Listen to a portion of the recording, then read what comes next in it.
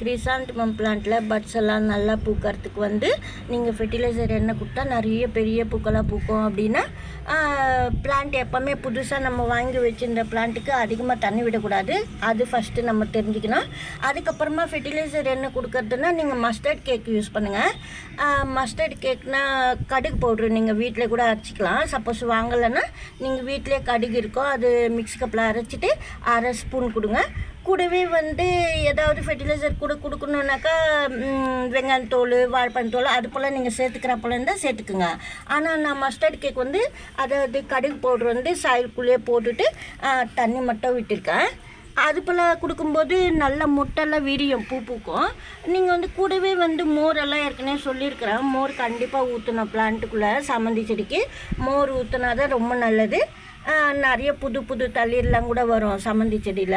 ஆனால் சில டைமில் மொட்டு விரிய மாட்டேங்குதுன்னா நீங்கள் வந்து கடுகு பவுட்ரு போடுங்க.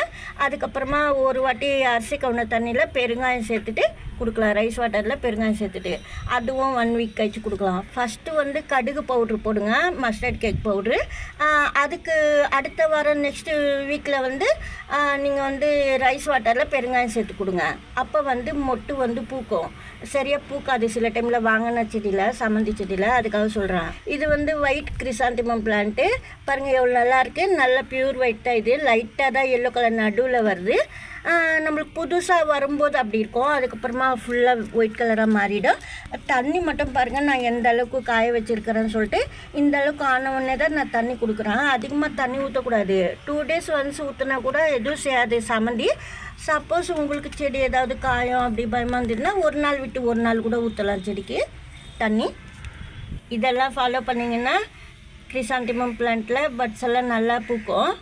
இந்த வீடியோவில் தான் மறக்காமல் லைக் பண்ணுங்கள். தேங்க்யூ.